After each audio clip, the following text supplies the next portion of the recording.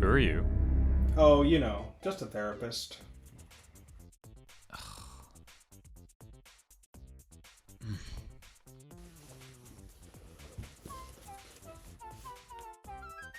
Am I dead? I'm a therapist, not a doctor. Well, do you know how I got here? Well, you see, an intervention occurred. I'm not even related to you. Well, not technically.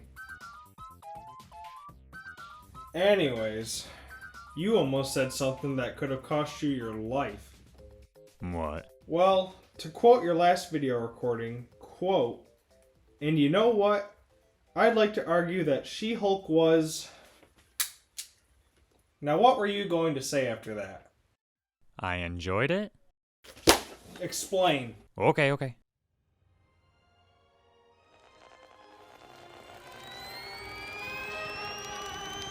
Way to go, Tic Tac! The MCU, probably the biggest and best, but also probably the worst thing that happened to movies. The MCU has changed the way that people feel about everything with a movie almost. They're interesting and deep characters, they're larger than life, big bombastic stories, and they're action scenes that just get you going no matter what type of mood you are in. Not to mention how their stories and their crossovers are so interweaved so perfectly. The MCU is awesome as a whole. This series is just very special to me. There's so many great memories of me going to the theater with my dad. Lots of great moments, from going to go see Avengers at midnight, to arguing with people in lines about comics and what they're gonna do in this movie compared to the others. There's just so many great memories that everybody could share from these. And it's great. But for me personally, for the last 2 years, it felt like Marvel are trying to find their footing once again after Avengers Endgame. Just to briefly go through what their Phase 4 exactly was, we started with WandaVision, which, on paper, this sounds awesome. Take Wanda and Vision and have a TV show focusing on their relationship. But to me, it just felt a few episodes too long, and it took a little too long to get to the point. I think this show could have been edited down way more. Just very forgettable in my book. The Falcon and the Winter Soldier. I loved this. This felt like an extended version of Captain America the Winter Soldier.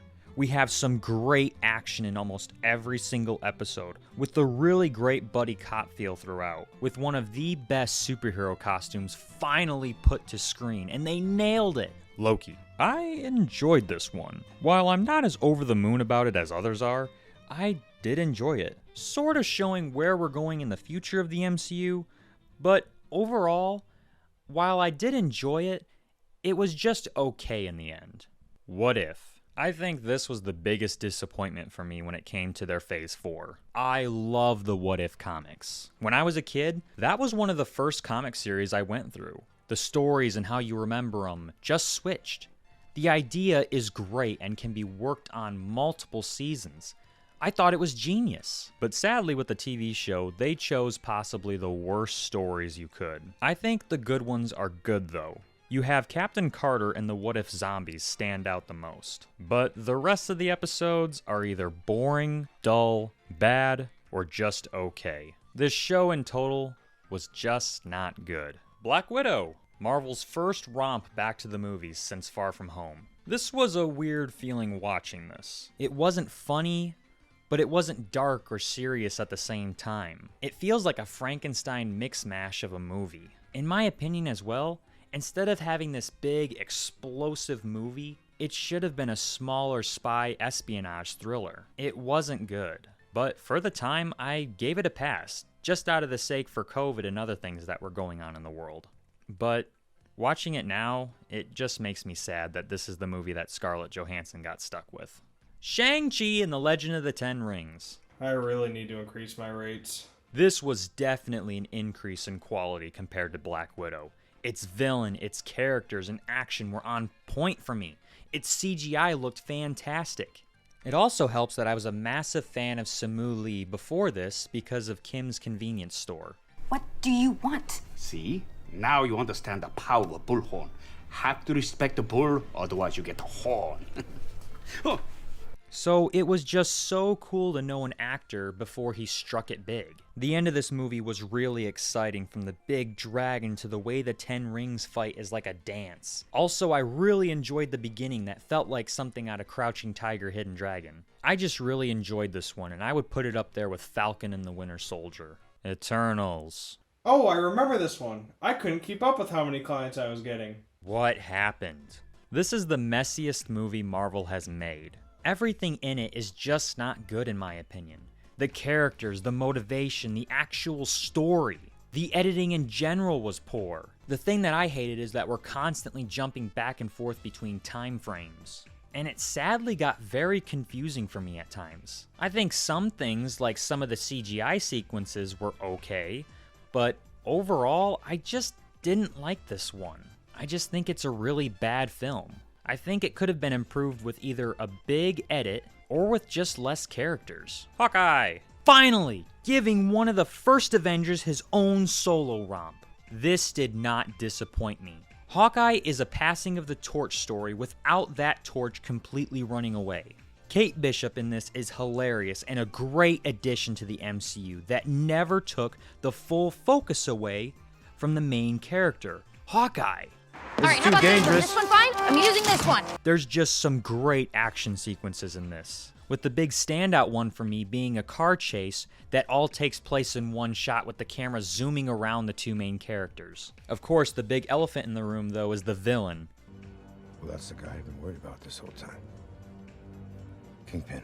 Vincent D'Onofrio returns as the iconic villain from the Netflix series, which was great not only for fans, but also for the actor. Just overall, this is the best thing that Phase 4 had to offer in my opinion.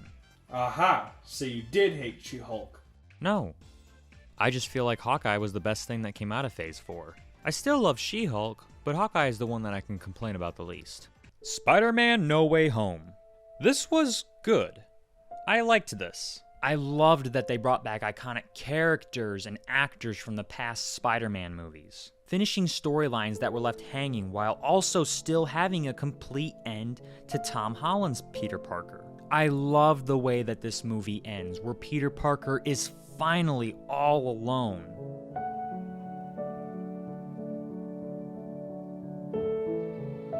He has his classic, iconic, bright blue and red suit. The ending is heartbreaking, but it's also uplifting. My only complaint about this really is its rewatchability. While I love this movie, for me it's a watch it once or twice, and then you probably will never have to see it again. That doesn't make it bad, but all the exciting things are just not as exciting the second time through for me. Moon Knight. This was interesting. I liked it a lot. I really loved the action in this series, but sadly this show works only when you watch it in one sitting in my opinion. It just doesn't work as a week-to-week episode. I love how the show never explains such things like whether or not Mark is the real person or Steven is, whether our main protagonist is actually the hero or secretly the villain the whole time. It's up for your own interpretation. But here's the thing, I think that it could have been edited down. We got 6 episodes, but I think it would have worked better as a 4-episode series. I liked it, don't get me wrong. I just feel like there's just some things and storylines that could have been tightened up more. Doctor Strange and the Multiverse of Madness. This is the worst thing that Marvel has ever done in my opinion. There is a lot to this movie, and I feel like all of it was just half-heartedly slapped together with no thought or attention to details. It's cheesy without being charming. Its story is all over the place with it not accomplishing what it sets out to tell.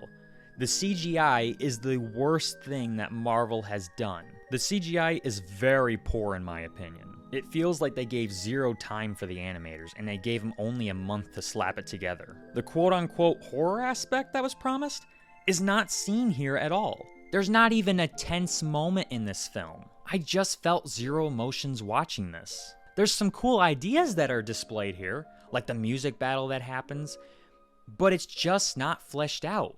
There are ideas still. This movie is just that.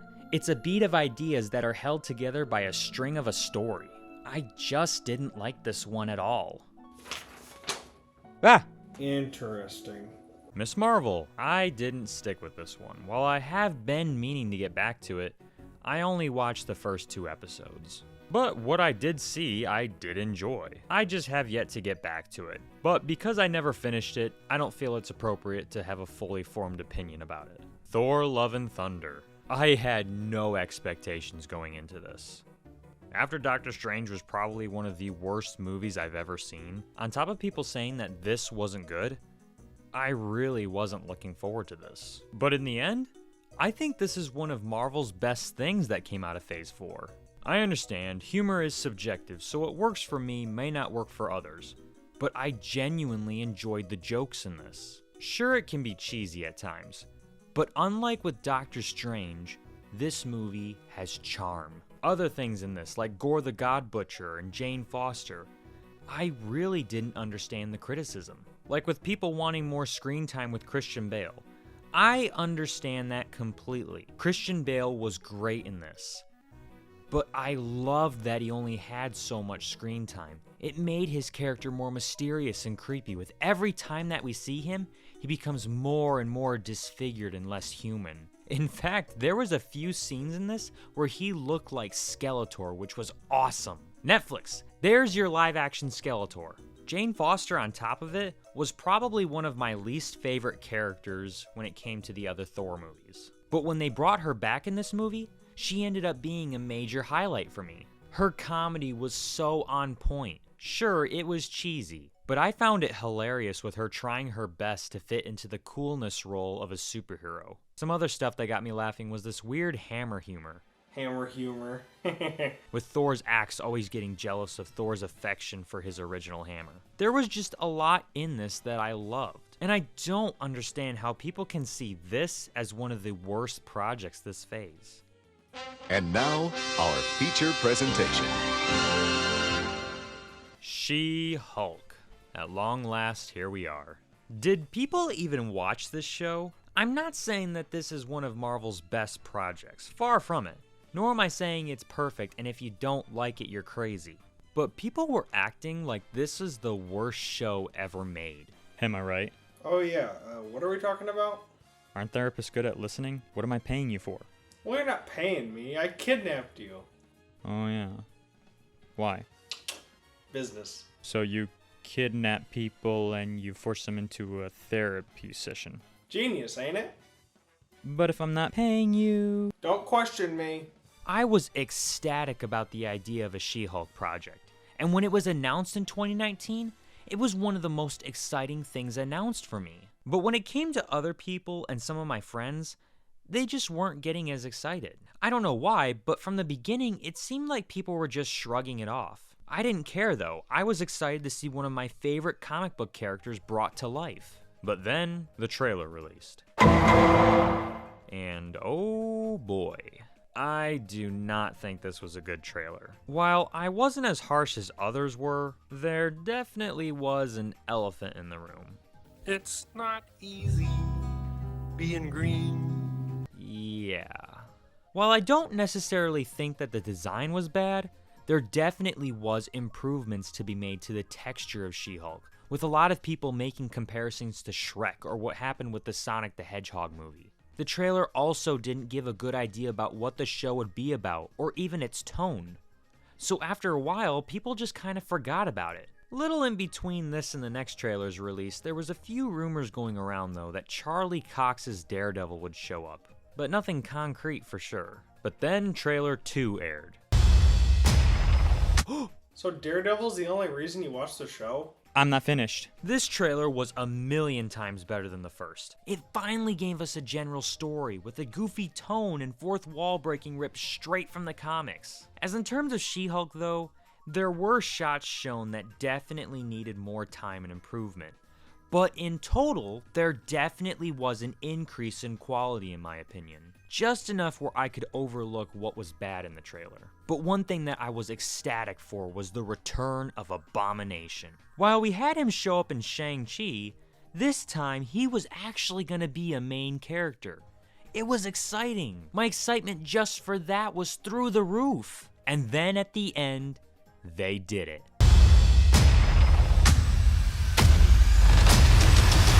This is what made me excited for the show at last, bringing back characters from the past. It was awesome! And then the show came out. Let's get my complaints out of the way fast. First of all, I think She-Hulk definitely needed to be improved more.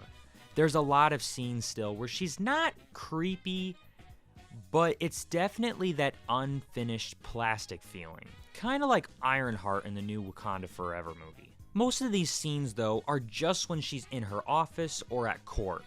There's not a ton, but the scenes that are definitely could have used a month or two in the oven. The fourth wall breaking.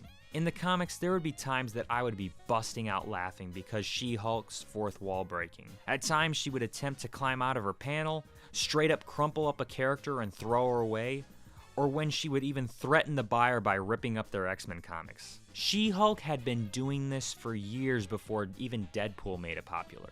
And in the show, it's no different.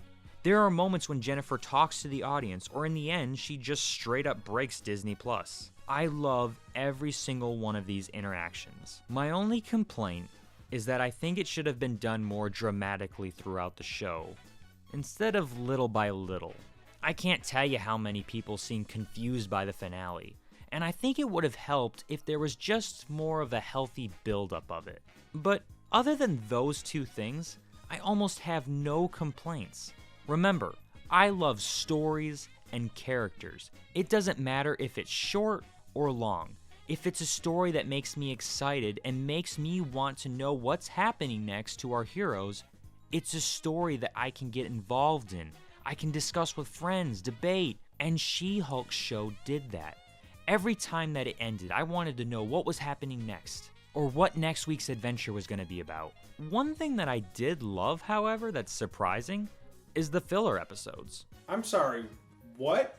Filler episodes can be a drag at times, but one thing that I loved about She-Hulk is that the filler ones just showed her doing everyday things and her dealing with them. Going to a friend's wedding, starting a relationship, trying to balance her work life. It may have been boring for some, but for me, it adds more and more to her character.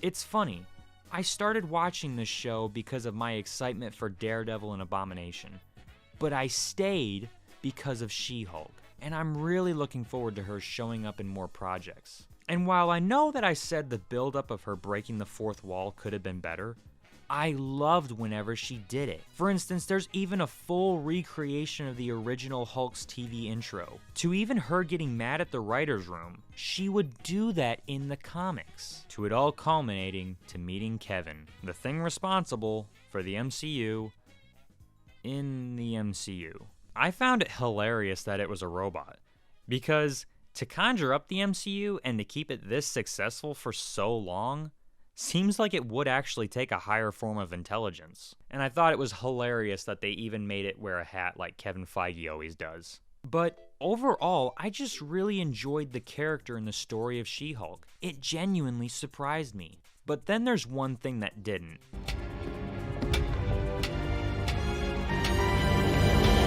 I'm here. Woo! Yeah! Daredevil's back, baby! The episode with him was great, and they took every advantage of it, from showing him in court to even in costume to doing a sweet hallway fight. His costume too is weird, but it's awesome at the same time.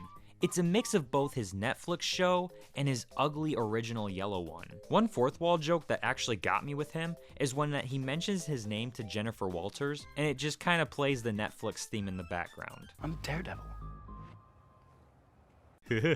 Other characters like Wong even returning got laughs out of me, with even a surprising character called Madison, which at first seems like one of the most annoying people ever put to screen. But then it turns in on itself, making the annoyingness hilarious, as well as this friendship that she just kind of forces herself into with Wong. Ah, just like us, eh, Zethers? No. Tim Roth, like I said, returns not only as Abomination, but also as Emil Blonsky. I loved this. Not only is he a main character, but a main plot point.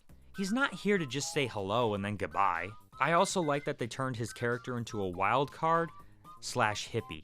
You have no idea if there's a motive or a secret plan behind everything, or if he's genuinely changed for good. Also, his weird Zen sanctuary is hilarious, with one of the episodes just having a group therapy session. That one is a highlight of the show for me. Note to self, kidnap more than one. In total, She-Hulk is a show that I had a blast watching, and I genuinely enjoyed every episode.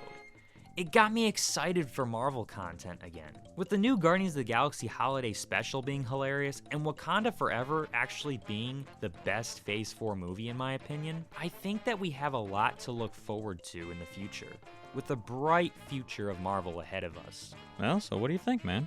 I think you're insane. Says the guy holding a shovel? It was just a precaution. For what? You kidnapped me. Alright, how do I use this thing?